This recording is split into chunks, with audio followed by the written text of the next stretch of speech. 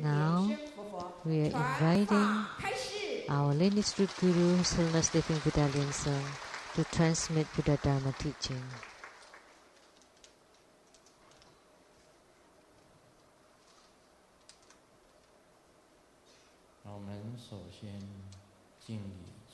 So first, let's pay homage to the lineage gurus, to the Venerable Monk Liao Ming, to Master Sakya Tsang, to the Sheng Rinpoche, to the 16th Dharma King Karmapa, and Master Tubden Tarji. Homage to the three jewels of the altar. Homage to the main deity of Homa today, the Yama King.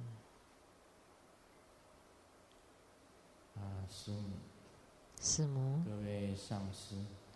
all Dharma masters, Dharma educators, Dharma teachers, Dharma lecturers, Dharma assistants, temple directors, all disciples present here and over the webcast, and our guest of honors today,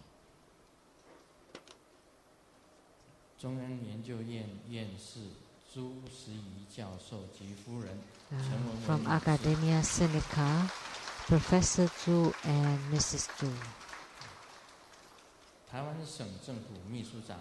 From the Taiwan government, the Chief Secretary, Mr. Tsang. And from the KMT Party, Kaohsiung chapter, the Vice Chair, Ms. Xu. My university, same classmate, Zhu Jinsui 先生及夫人陈哲霞女士。Mr. and Mrs. Zhu. Same university. 现在是学弟啊。So junior in class from the same college. Now he is a professor of National Tsinghua University, Professor Li.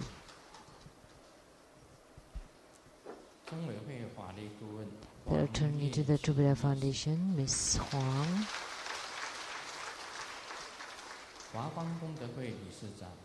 President of the Lotus Light Charitable Society, Mr. Wu.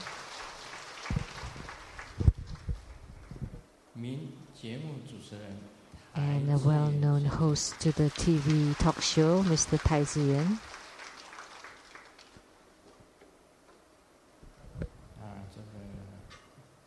University Seattle, Dr. Denter Zhuang Junye,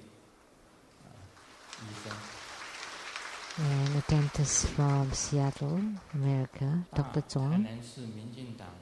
And from the DPP party of Tainan City, and the head counsel Tsai. From the CTI TV, the producer for the 给你点上心灯 Illuminating Your Heart, Ms. Rebecca Su, and the producers for the Platform Sutra and TV programs and the development stages of Tantrayana, Master Lian Yui, and the host Ms. Ling. My sister Liu Shengmei.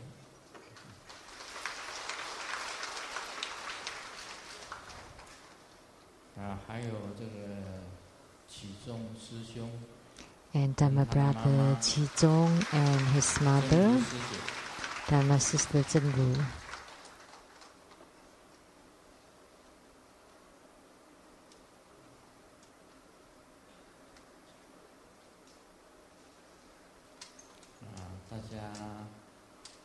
Happy New Year. Happy New Year, everyone.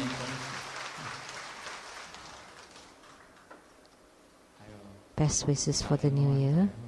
And good afternoon. How do you do, everyone?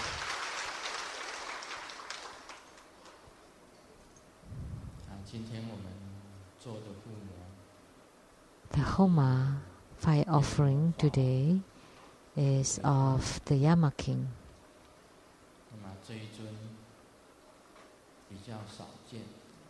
And This deity is rarely found,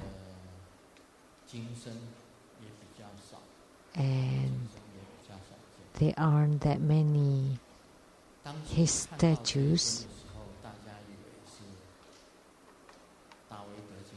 And most people, when they see this statue, they thought it's Yamantaka. And there is the single form of Yamantaka, which is one face and two arms,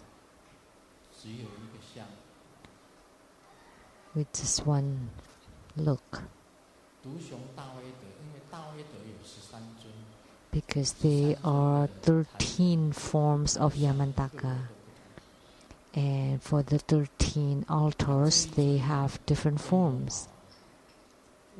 But this deity, the Yama King, looks like Yamantaka. Why?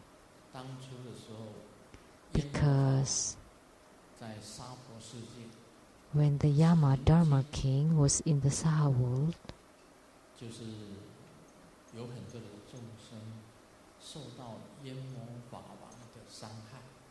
there were many people that suffered from the harm incurred by the Yama King. That's why Manjusri Bodhisattva entered into the body of Yama King.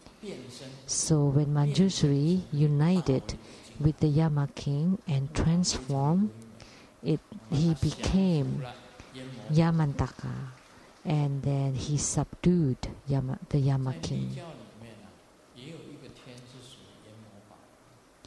There was a heaven in Tantrayana that belongs to the Yama King. In Mahayana Buddhism, they call it the third heaven of the realm of desire. And that's too general. But in Tantrayana, the heavens of the Yama King, so the Tushita heaven and then the Indra heaven are considered as the earth foundation heavens. And then above the Daoli Tian, the Daoli heaven, that's the Suyama heaven that belongs to the Yama King. So this is the first heaven that does not have earthly foundation, so it's built on the sky. So in Tantrayana, we could say that the heavens of the Yama King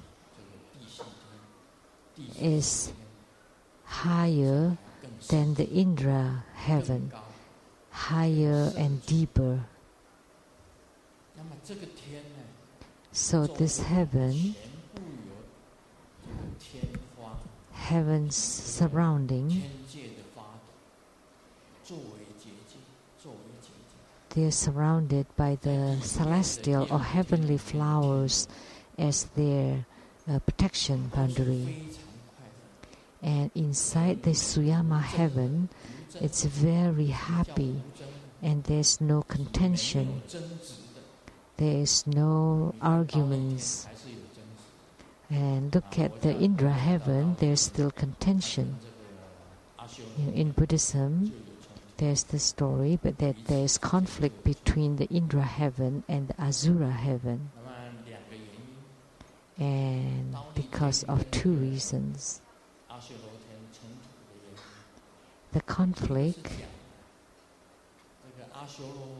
first was because the king of the Asura heaven was celebrating his birthday, and the Asura heaven was at the bottom of the ocean. So when the king of the Asura heaven was celebrating his birthday at the bottom of the ocean, the king of the Indra heaven was flying in the sky, and there are many heavenly beings flying above the head of the king of Asura. So the Indra heaven king was flying with a lot of his entourage. So the Asura king thought that's insulting to him. So that's why there was the battle. And there's frequently a battle between the two heavens. And then the second story was that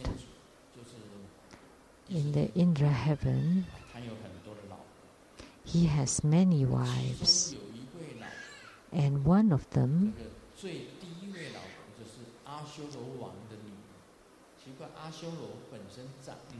is the daughter of the Asura king. And in Asura heavens, it's very interesting because the men are very ugly, but the women are very beautiful. So the queen of the Indra heaven is the daughter of the Asura king.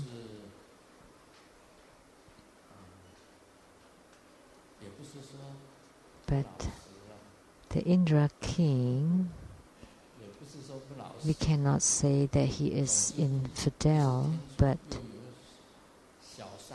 he has other mistresses, the third, the fourth, the fifth, the sixth, the seventh. So the Asura king, the Asura princess was displeased and complained to her father, that the Indra king had lots of concubines with all the different titles. So that's troublesome. And the Asura king was angry and waged a war with the Indra heaven king. So those heavens still have contentions. But in the Yama king, there's no more contention. No battles, arguments, fightings. They are very happy. So the king and all the populace of the heavens are very happy. And the males and the females beings. But they have no contention. They are all very happy and content. And no aggression there. That's the Suyama heaven. So for the Indian people, they all wish to be born in the Suyama heaven. And the Yama king can bestow fortunes to beings and to bless them with good fortunes and wisdom. And once you go there, there is no contention, and no contention means a great wisdom. Once you can control your own heart and mind, then you can have no contention.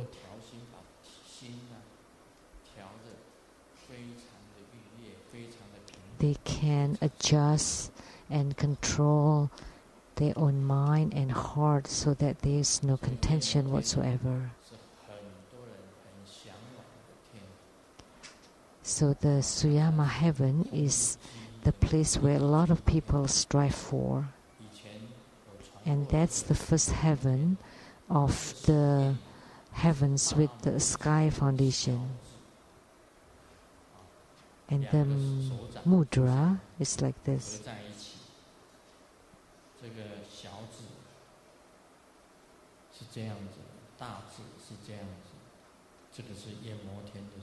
So with the pinkies and the thumbs like this. And the mantra is reciting the name of the Yama heaven and Yama king.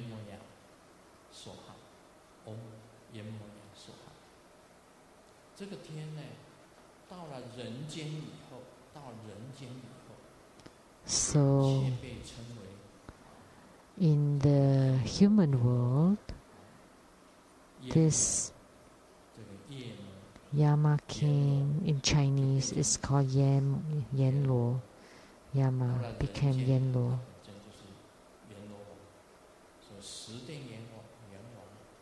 So there are many names to this. And also the Lord Emperor of the Mount Tai or Taisan. So Yama King and the Dong-yu, Lord Emperor or Lord Emperor of Mount Tai or Dong-yu Emperor, they all just different manifestation of the Yama King. So when you make offering, the fire offering, or you are the primary sponsors, actually very important today. There are not very many people today. If you make offering to him, if you fell to the spirit world and you meet the Yama King, and because you had made an offering to you, he would open the back door for you.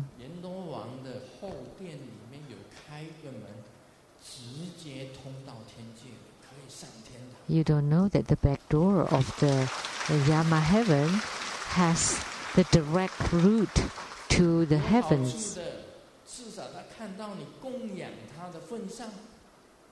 So because you have made an offering to him, but today there aren't that many people that became the primary sponsors, and I found that people with great fortunes are few and far in between.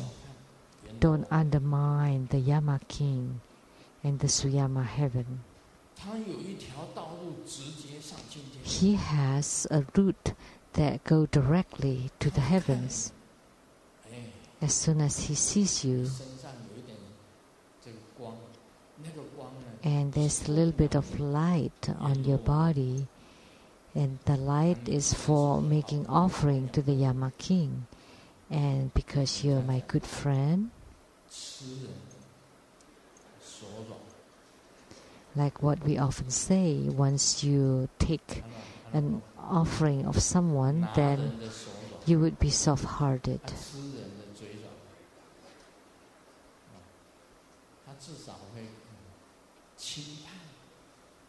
Then maybe he would judge you lightly. And then if your karma is light, maybe he would let you go through the back door.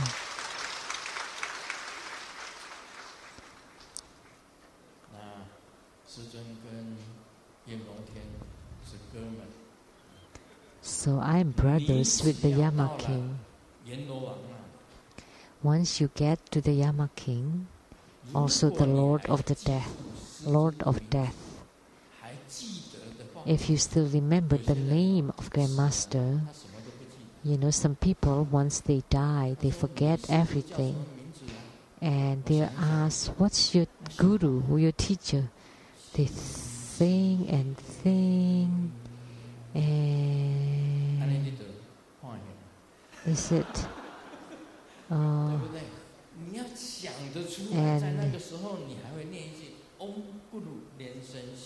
and then they would be sentenced. So if at that time you could still remember Om Guru Lienseng Siddhi Home, then the Lord of Death or the Yama King would say, oh, your Guru once transmitted the Dharma of the Yama King,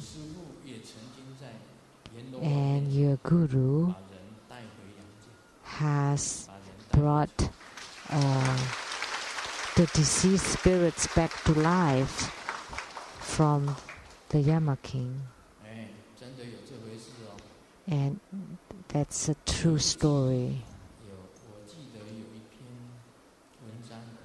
I remember there was an article that I wrote that someone was in the night market, like the Fengjia or Yizhong night markets in Taichung were very famous. And I was strolling in the night markets, And all of a sudden there was a woman came in front of me, and then continued kowtowing, bowing in front of me, and paying gratitude to me for saving her life. I don't know what she's talking about. And she kept calling me and praying gratitude. And there are many people watching us. And then I said, don't be like that. Come over here and tell me. And she was grabbing my leg. And people may think that what happened to this monk? There's a lady that grabbed his leg, and there are many people watching. So I took her aside and asked her. And it turned out that this lady was riding a motorcycle and was in an accident and had a concussion. And she was in a coma. And to a point, a grade of 4. And she went to the underworld and continued walking.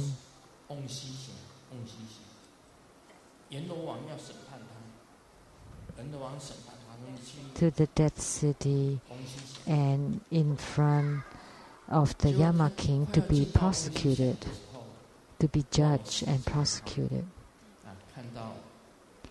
And then through that road,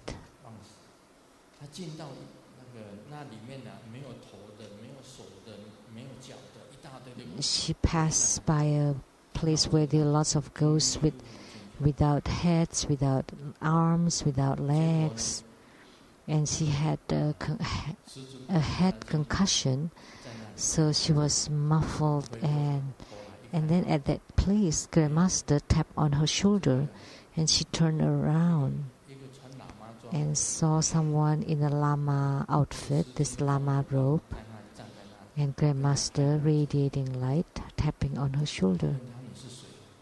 And she asked him, "Who are you?"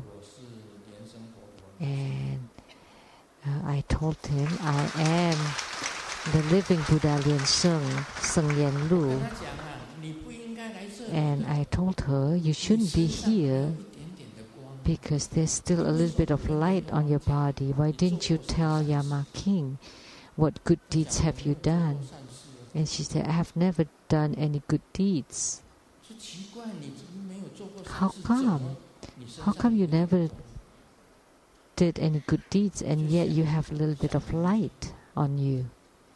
So he thought about it for a long time, and then she said, there was one time there was a stack of books that were destroyed, and there were books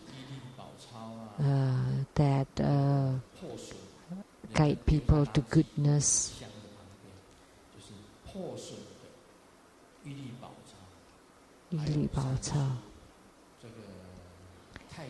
It's basically books that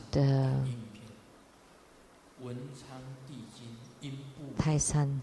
It's some of the stories from the Emperor of Taiwan and Tsang, it's like the Diamond Sutra. And there are many other stories that guide people to goodness.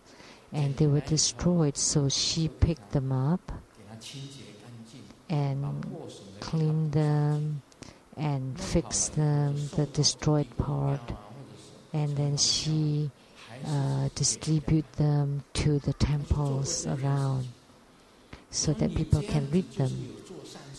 So she's done that. So I said, "Then you have done good deed. How come you here then? Let me send you back home." And she said, "No, Yama King had prosecuted me to go to the dead city."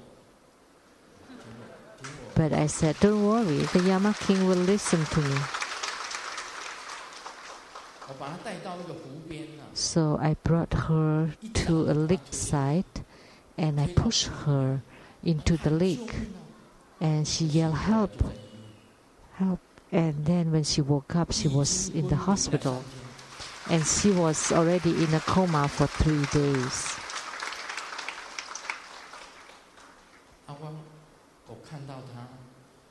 So I saw her, and she recognized me. She had seen me on television. She couldn't find me in person. And then she recognized that this is Living Buddha Sheng-yen Sheng-yen.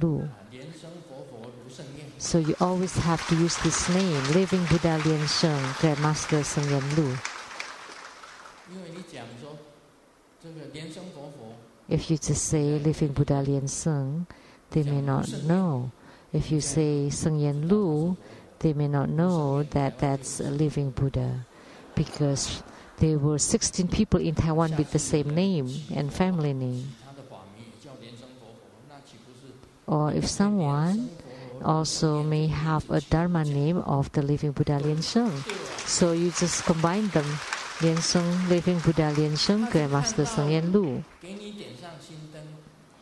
Because she watched the Illuminating Your Heart TV program or the Development Stages of Tantrayana TV program.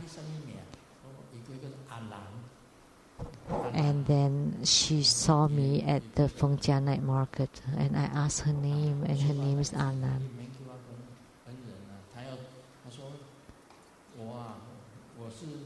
So, what happened? And she asked, do you need anything? Do you want some veggies? What do you do? Oh, I'm a vegetable peddler. So this happened. It's a real story. So it's easy to deal with the Yama King, but it's hard to deal with the little ghost. So when you meet the Yama King, if you tell him my name, then maybe it would be useful.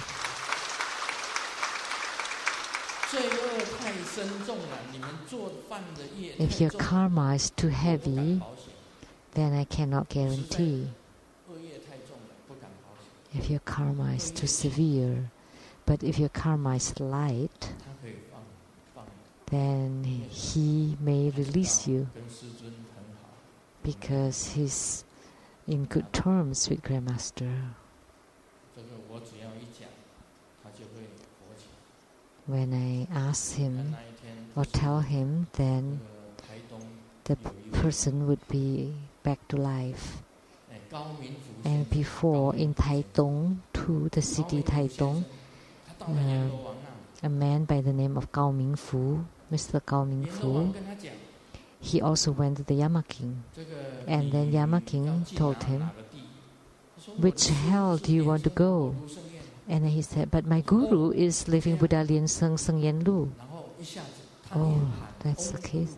And then he recited Om Guru Lien Seng Siddhi Home, and then Grandmaster appeared right next to him.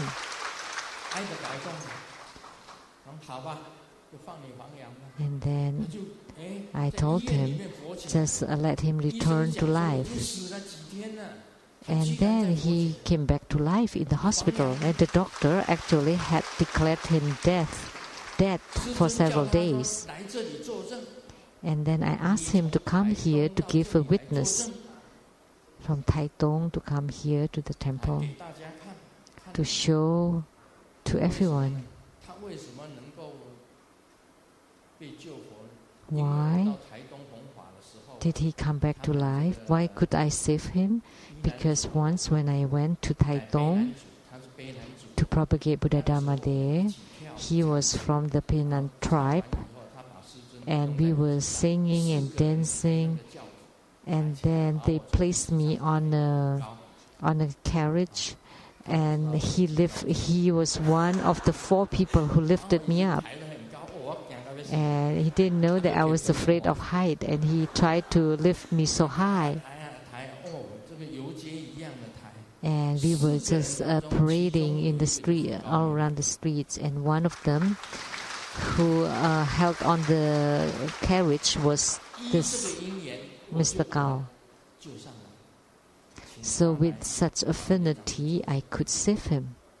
And I invited him to come to the temple.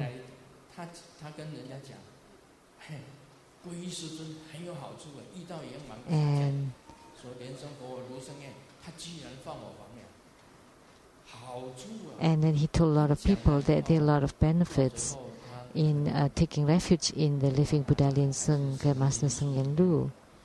So, but he never came for so many other reasons. And then probably about a year later, he suffered from illness again.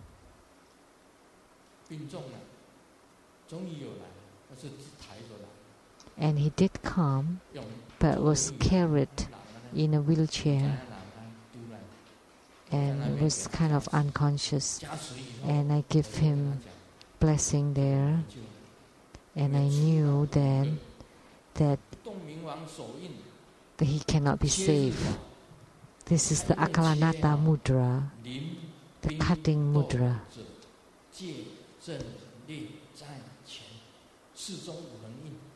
So the 4 verticals and 5 horizontal lines. That's the mantra. So when I bless someone, if I meet 5 times of this mudra, 5 of them, that means he's dead for sure. 1 is light, 2, 3 is already incredible, 4 is very heavy, and if it's 5 times, then definitely would die.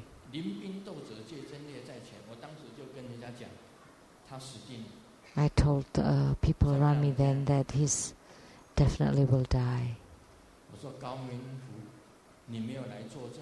You didn't come here to give a witness, and you only come here when you're about to die. The second time you're sick again, and then I cannot save you the second time. And he was carried back home and died a few days later. So he did come, but he could not give a witness anymore because he was very sick. So I saved him one time. He should have come here and listened to my words, and then if I teach him a Dharma practice, then he may be saved. But he did not. I asked him to come, but he didn't want to come. So that's a disciple called Gao Mingfu from Taitung. And then this time, he is gone. So please listen carefully. Please remember my name, Grandmaster's name.蓮生活佛, Lu Sheng-yen, which means living Buddha莲生, Sheng-yen Lu, and Om Guru莲生 Siddhi Hom. Oh, they asked me to talk more about the mudra.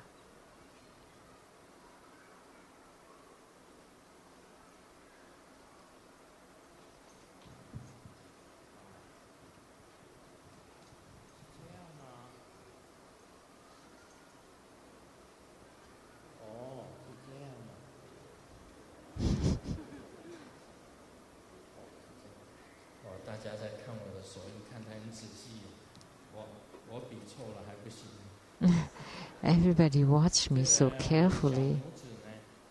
So the thumb, the 2 nails next to each other, and then the middle and the ring fingers are upright, and the thumb and the index fingers form a circle, small circle, and the pinky is like this.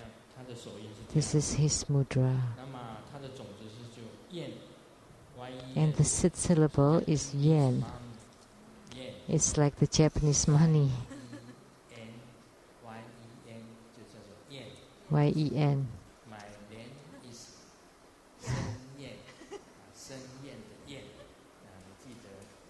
Yen. So the yen of the Sheng-yen, like my name. That's the seed syllable. And the mantra Om Yemoya Soha. And the practice procedure has been compiled by the True Buddha Foundation. There's the procedure book. You can ask for it from the True Buddha Foundation. So as long as you remember this Dharma practice, if you perform this Dharma practice, you would create affinity with him, and you would be able to avoid the accidental death, and he would be able to bestow good fortunes to let you be very happy, very useful, would increase your good fortunes, increase your wisdom, to soften your hearts, and for us to live with love and respect, because everyone is happy. And he can also subdue, because his form, one, he's holding a skull cup, kachanka or staff, and the other hand is holding a Vajra lasso or rope.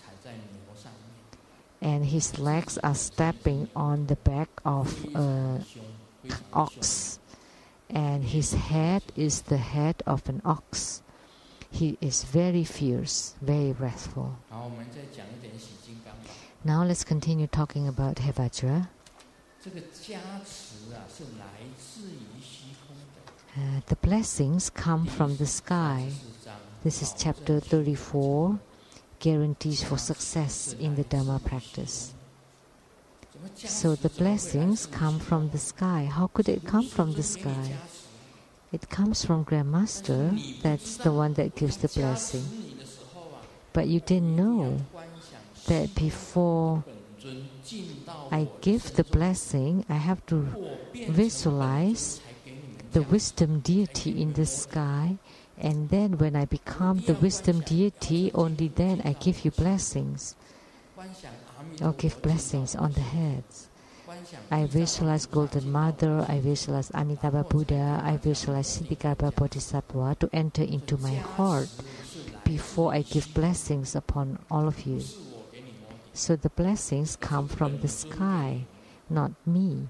It's the deities that give you the blessings on your heads. And talking about the lineage also comes from the sky. I often said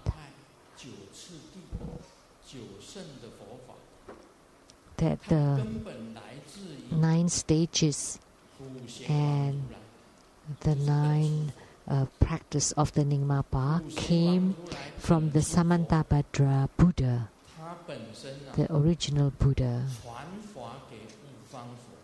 And this Samantabhadra Buddha transmitted Buddha Dharma to the 5 Dhyani Buddhas. And the 5 Dhyani Buddhas transmitted Buddha Dharma to Vajrasattva, the same as Vajrapani. Vajrapani Bodhisattva in the sky, in the heavenly realms, transmitted Buddha Dharma to the Sheng-yen, heavenly prince of the 33 heavens.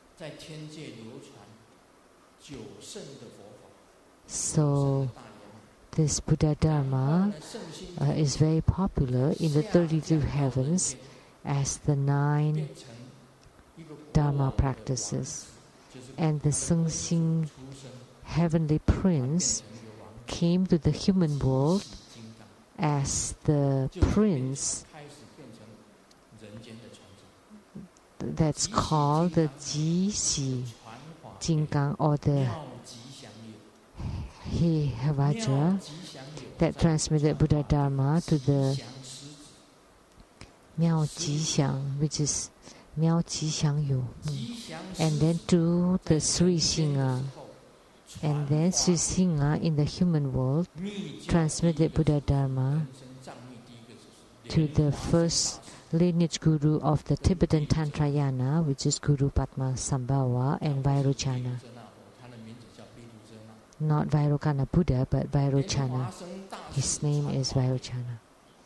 And Guru Padmasambhava transmitted to the Tibetan king, the King Trizong Tejin, and to Ishijoga, his concubine. to these two people. And then all the way down, and this great completion Dharma to combine into one was by Longchengpa.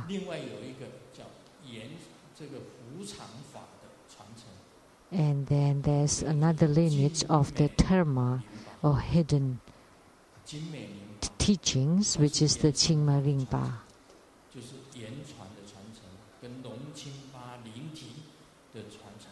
So there are two lineages, one from Longchengpa, which is the heart pith instruction of the great completion practice.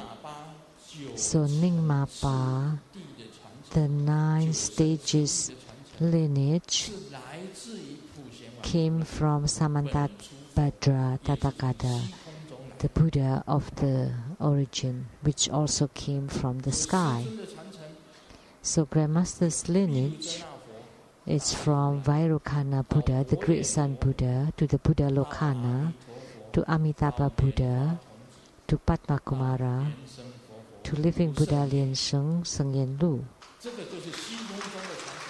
This is the lineage from the sky. Why or how did I comprehend the 9 stages Dharma practice of the great completion? Because in my past life I was the king of Tibet, the king Trisong Techen. And when Guru Padmasambhava transmitted the Buddha Dharma to me, and because sometimes I remember, sometimes I forget, he embedded all the Dharma of the 9 stages of the great completion in my brain, so that when you are reborn again in the future, you would still be able to comprehend this 9 stages Dharma practice of the great completion.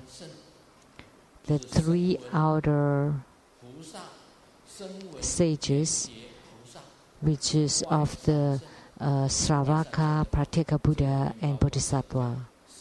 This includes the Mahayana, the outer, and then the 3 stages, the inner 3 sages, which is the karma, kriya, and the yoga. And the last 3 is Mahayoga,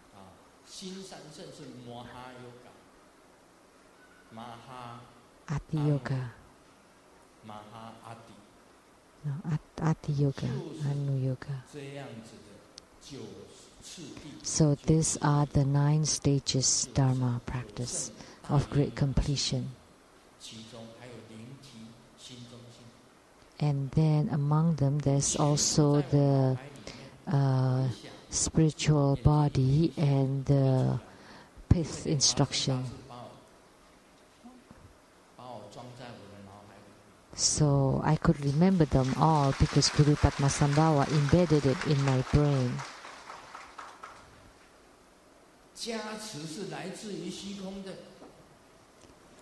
So the blessings came from the sky. So you cannot forget it. There's this joke one day in an English class. The English female teacher asked the students to say 1 to 10 in English, and asked Xiaoxiang, okay, 1, 2, 3, 4, 5, 6, 7, 7.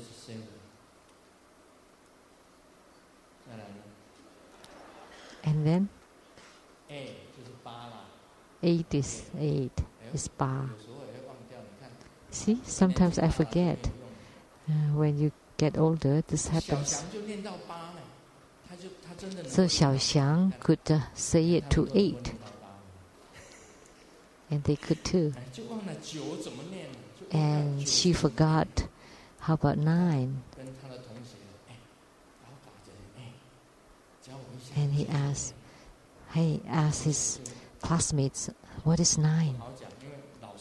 9 in Chinese.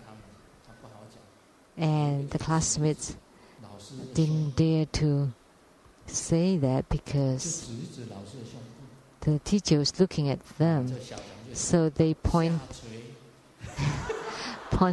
to the breast of the teacher, and then Xiaoxiang said, drooping.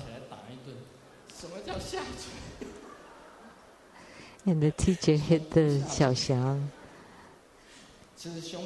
She's saying that the breast is drooping. 9. But actually in Chinese, 9 is like breast.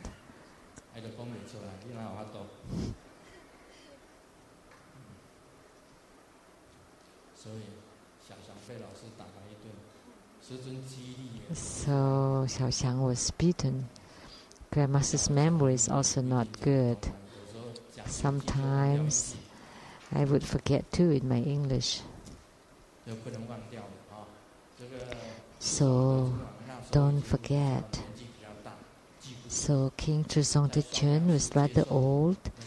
He could not remember them all.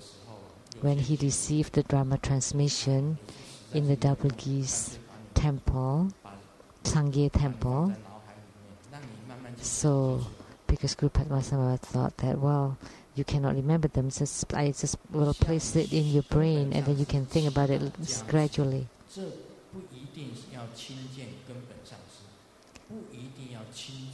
So asking for blessing from the root Guru, it doesn't mean that you need to see or to get the blessing physically from the root Guru. But you can pray to the sky.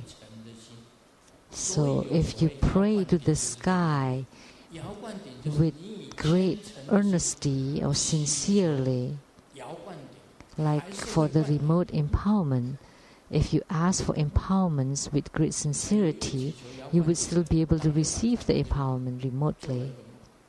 And someone asked for remote empowerment, and that night he dreamed that Grandmaster was standing on top of the Mount Meru, holding the nectar water and spray it in the sky. And there are lots of people kneeling down, and they all receive the sprinkling of the water and receive the empowerments. And when he woke up, he thought, it turned out that the remote empowerment was really true. That night he dreamt of Grandmaster standing on top of Mount Meru and sprinkling water like with the willow branch, and there are thousands of people receiving the empowerments. So that really happened. So if you pray to the sky with great earnesty, then you would be able to receive the blessings.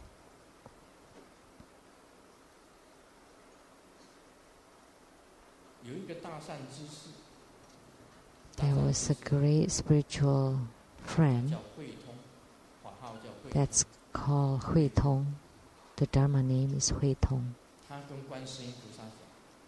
And he spoke to the Kuan Yin Bodhisattva. Please guide me. I have learned many Dharma practices, but in the future, who else would be able to teach me Dharma? And Kuan Yin Bodhisattva truly descended and told him, you have to climb up the Hu mountain or Mount Tiger, like Hu or Tiger. And he thought, this is scary. Wouldn't I be bitten by the tiger? So what is this Mount Tiger or Tiger Mountain? And then one day, someone gave him Grandmaster's name card with Taiwan Li Chang's temple address, which is the Tiger Mountain Road. Oh, to climb up the Tiger Mountain? And then he came here, and then he listened to Grandmaster Lu teaching Dharma, and with the sentence, he was enlightened. You know which sentence? I said that there is no sun in the sun cake and there's no moon in the moon cake. And then all of a sudden he was awakened and enlightened because he's a great spiritual one. There is no sun inside the sun cake and there's no moon inside the moon cake because he has a great spiritual root. As soon as he heard that statement, he was enlightened. He gained enlightenment. So he was guided by Guan Yin Bodhisattva. He was called the Lady Hui Tong. So Guan Yin Bodhisattva told him, go up the Tiger Mountain. 真的有这回事哦！他向虚空中祈祷，就能够得到相应。他一起来听到这一句，他就回去，他就终于开悟。这样子的修法，其加持。So if you pray to the sky, you really get the answer. 才是实修啊！什么是实修？ So what is the real practice? Is when the Dharma flow never stops and the blessings power never ceases. This is the real practice. If there are some disciples that cannot come here or to United States and they pray to the sky with great sincerity, that is also a real practice. Although they cannot come to the front of Grandmaster to receive the blessings and empowerments personally, but their Dharma practice is still called a real practice.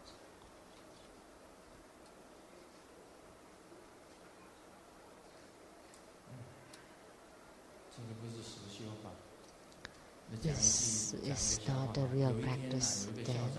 There's a joke.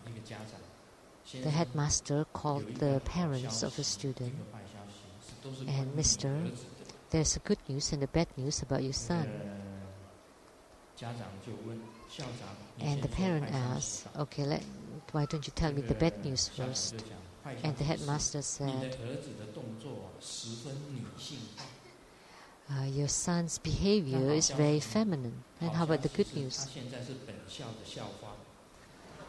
The good news is now he is the flower of the school.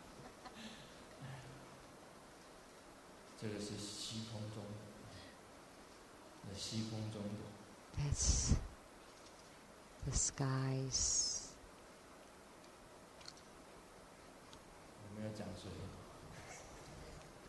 I didn't say anything.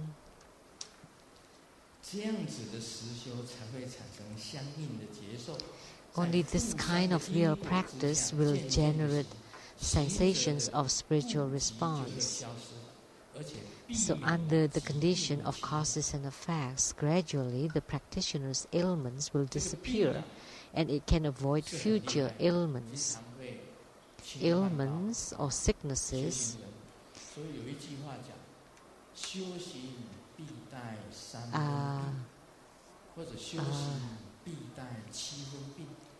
are quite horrendous, because we're saying that in our mind training you carry about 30% or 70% of illness. So if you're 70% sick, you only have 30% left, and all you think about is to be well and healthy. You don't ask for high position or election. You don't think of that because you're sick. You don't want to be elected anything. It's good enough. It's for the money. As long as it's enough, it's fine. You don't need to earn more because you're sick. How about girlfriend? Just forget about it. Just let her go. Like Su Dongpo. Su Dongpo has many wives. So a wife and 3 mistresses. And when he was in his 60s, he was sick. And he said, let's just let them go.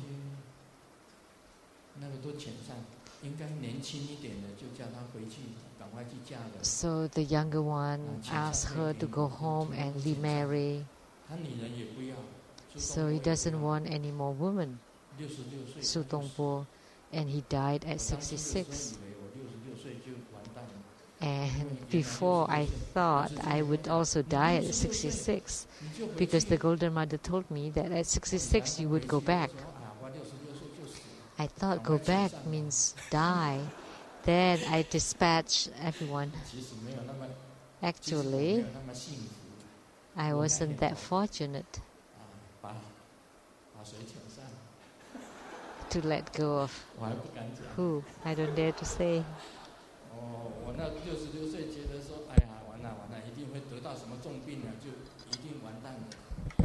I thought at 66 I would suffer from an illness and die.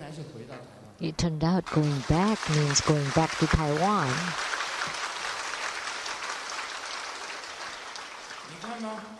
So, see, isn't it very interesting? When you're really sick, like when you suffer from a cancer, what would you think? When you're at the final stage of cancer, do you still want positions, money, women?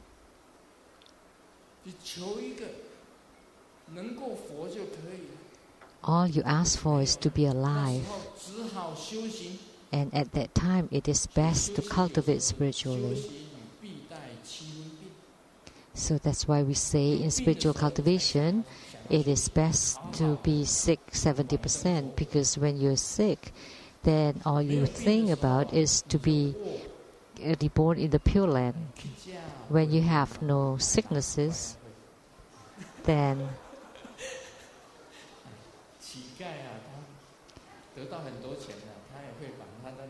even when a beggar, even for a beggar, when he earns lots of money, then he would play with his staff, his walking stick. So that's human nature. And only when you're really sick, then you would think about cultivating spiritually. But a true spiritual cultivator should not be affected by your sicknesses. And if you do a real practice, you have no sicknesses, you're very healthy, you can enter into a deep meditation.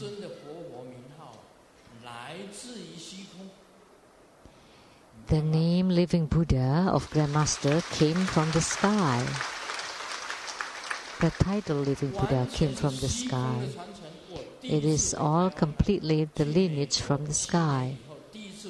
After I went to the United States for 7 years, the first time I came back to Taiwan, at the Taoyuan Stadium, the first statement I said is that Grandmaster's lineage came from the sky.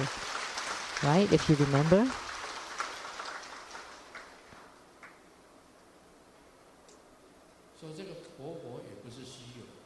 So this living Buddha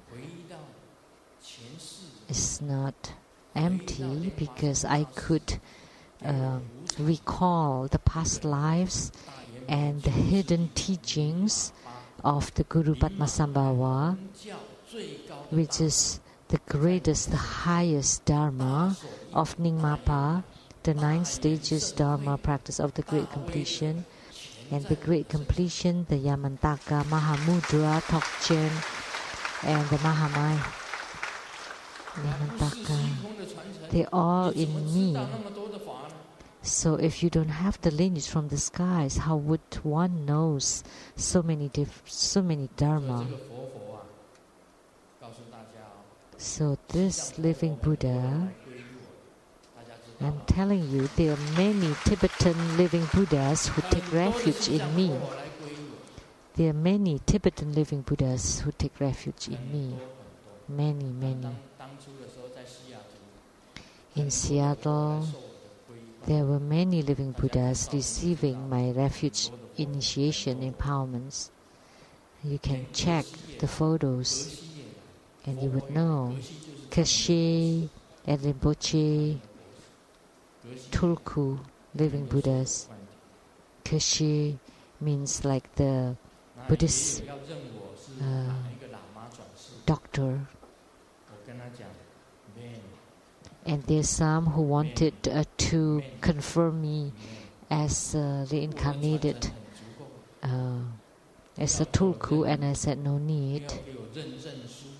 You don't need to give me a certificate of recognition. There were several temples who sent their living Buddhas, including the one from Bhutan, Urchin Rinpoche, who went to Seattle, who wanted to recognize me as a tulku.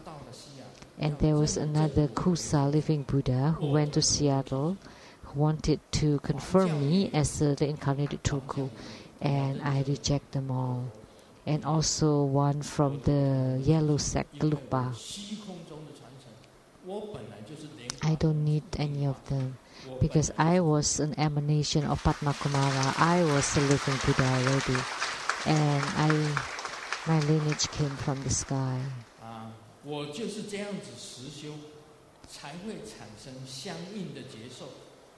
So I practice like this, that will generate the sensation of spiritual response. And under the condition of causes and effects, gradually the practitioner's ailments will disappear, and it can also avoid the future ailments. And due to the perpetual empowerments and continual blessings, all the external obstructions can be eliminated. Then the internal obstructions will also disappear, and all the dignity and merits will appear, and the fruition of the yidam will be attained. So what is spiritual response? Kissing. Kissing is also a spiritual response. That's an analogy. When you kiss a woman and your heartbeat reaches 250, that must be the first kiss. You're very nervous, and your heart would beat very fast, because that's your first kiss. When you kiss a woman and your heartbeat reaches 180, that must be your mistress, because it's still hot. Then you would feel hot, and your heartbeat is 180. And when you kiss a woman and your heartbeat reach 120, it must be a hot date. You have kissed several times, and it has come down a little bit, 120. Still hot. And if you kiss a woman and your heartbeats reach 80, that must be your wife. 80 times. Because normally you don't even kiss. All that from time to time you just kiss a little bit, and then 80, just beat a little bit. If you kiss a woman and the heartbeat is 30, it must be a fat and ugly woman. A dinosaur woman. You don't even like her. But she kept expecting a kiss, and you felt like, well, okay. And it's very cold. The heartbeat is 30. And if you kiss a woman and your heartbeat is 0, that must be an arteriosclerosis. The heart stops beating. That is a spiritual response.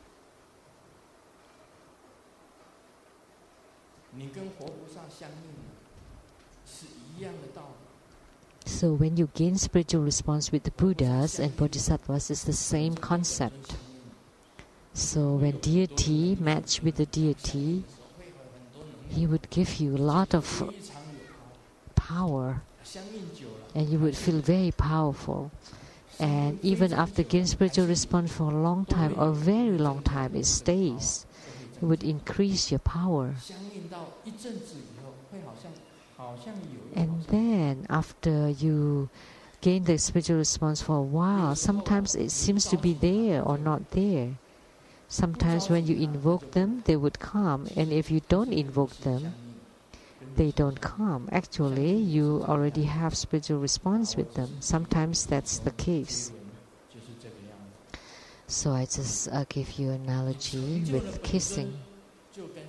Once you have the attainment of the Yidam, the wisdom deity of the sky, then you gain spiritual response with them. As long as you have the sincerity, earnesty, and you practice your body, speech, and mind to be like him, to be like the deity, that your speech chanting his mantra, your mind is thinking of him, and your body is forming the mudra, and gradually you would gain spiritual response with the Yidam. So all the Hevajra Dharma practices that I transmit starts from the development stages up till the completion stage, from practicing Qi, opening the channels, the ascending and descending of the light drops, each of which are interconnected. So from the mind Qi, illusory body is attained, and from the inner fire, clear light is attained. Because if the inner fire is ignited, the light in your heart will appear. So that's the light of the inner fire. So from the mind Qi, the illusory body is attained. So from the light drops of the self-nature, complete and perfect enlightenment is attained. So the Qi opening the channels, the light drops going up and down, they're all interconnected. Let me talk a little more about the consort practice, the dual body, or the sexual tantric practice. A lot of people ridicule this, criticize it, slander it, and they're all gentlemen who criticize this practice. But let me tell you a statement. But you're born out of this dual body practice. So if you ridicule and criticize this practice, it's the same as you are criticizing your parents. Also your grandparents.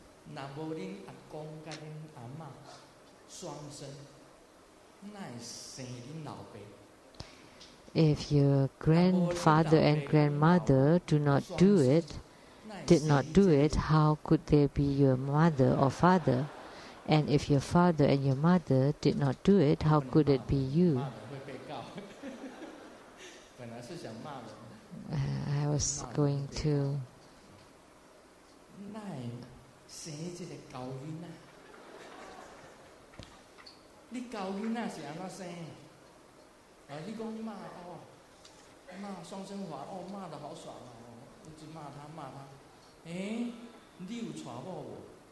How what? How were you born? So how about you and your wife? Don't you do that? If it's not that dual body practice, what is it then?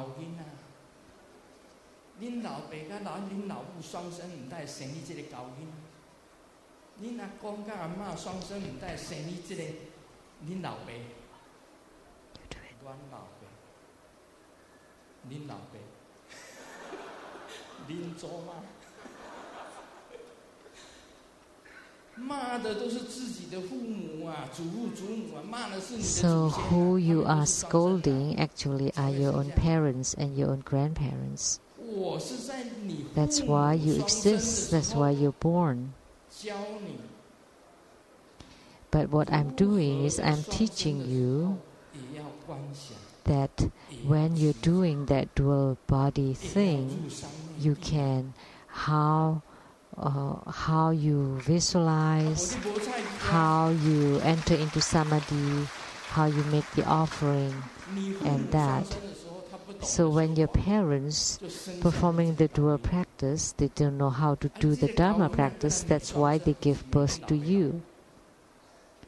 So if you scold the dual body practice, that means you're also scolding your parents. So you're giving birth to your son, you're also doing the dual body, right? How could that be? If you're just single body, how could you give birth to a child? So when you're scolding this practice, it's the same as you're scolding yourself.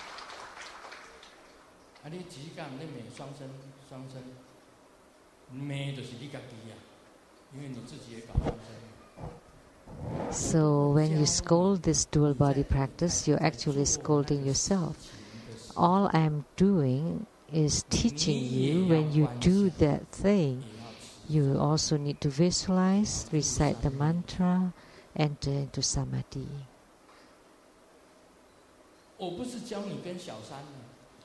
I'm not teaching you to do it with your mistress.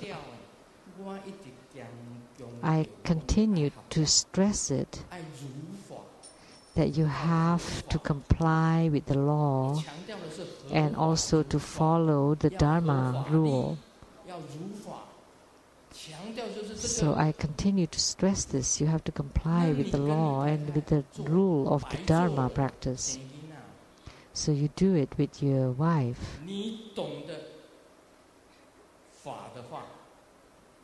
And if you comprehend the Dharma, then naturally you would be able to prevent the pregnancy. Naturally, when you're doing that, you are cultivating spiritually, you're training. Like in Tantric Buddhism, there is also the sleep, dream, and yoga.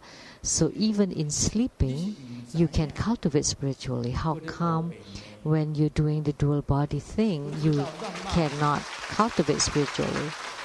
So you scold without a real knowledge of it. So when you scold the dual body practice, you're the same as you're scolding your parents, your grandparents, and yourself. So I'm teaching you that by the laws, when you're doing it with your wife, you need to visualize, you need to chant mantra, you need to enter into samadhi, and you need to form the mudras. And what is the mudra? It's this fist mudra with the thumb inside.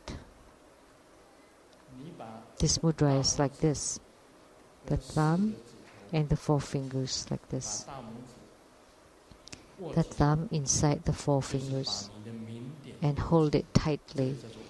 And this is the same as holding tight to your light drops and not letting the light drops go. Right, Tsang?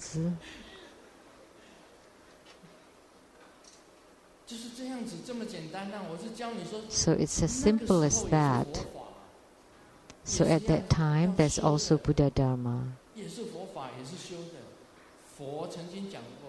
So the Buddha once said that everything is Buddha Dharma. So don't you think that's Buddha Dharma at that time? If at that time it's not Buddha Dharma, then it does not comply to what the Buddha said, that everything is Buddha Dharma. That's my theory. So when you criticize the dual body practice, they do it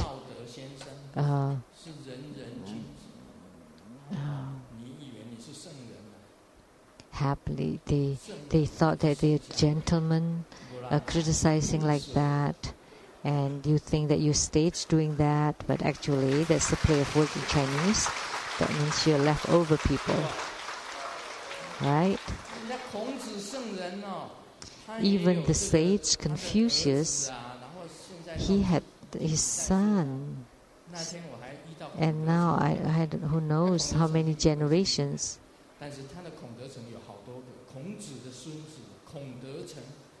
the grandsons, the name Kong De Tsang, there were many of them in Taiwan, and I met one of them.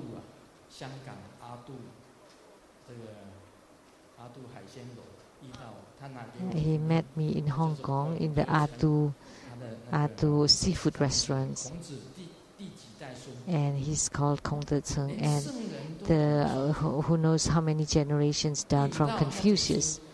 Even the sage knew how to do the dual body practice and give to a succession of future generations. Right?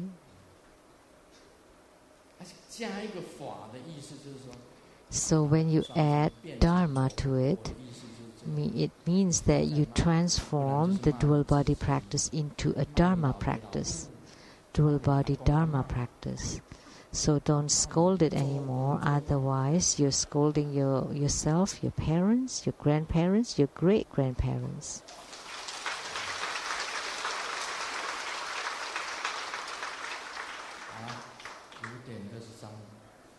Now it's 5:23.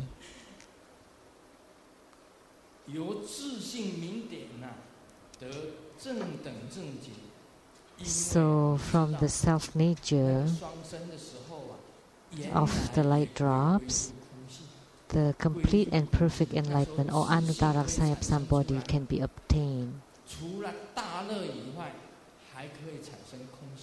Because you know from that practice, other than great bliss, the empty nature will also be generated. And then the emptiness within great bliss would appear, and that's the name of the book on Hevajra.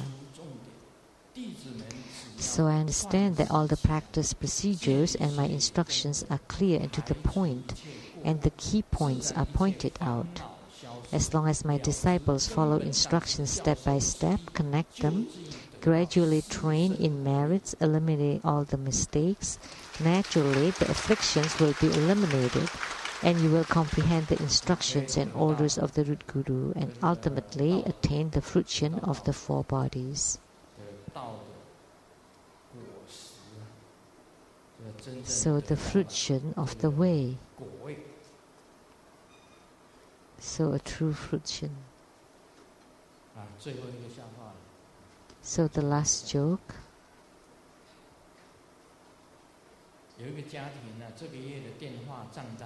There's a family and the phone bill was very high, and after dinner they had a family meeting, and then the head of the house said that we can't stand it anymore. Let's don't make phone calls anymore. I never use the home phone. I always use the office phone. And the wife said, yeah, me too. I always use the office phone when I'm at work. And the son is also working. And he also said that he only used the office phone.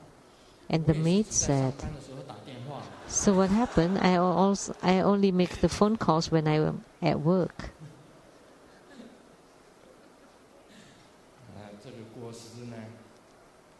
So this kind of mistake, we know who has these mistakes. So for us, all the Buddha Dharma has no mistakes or shortcomings. But those who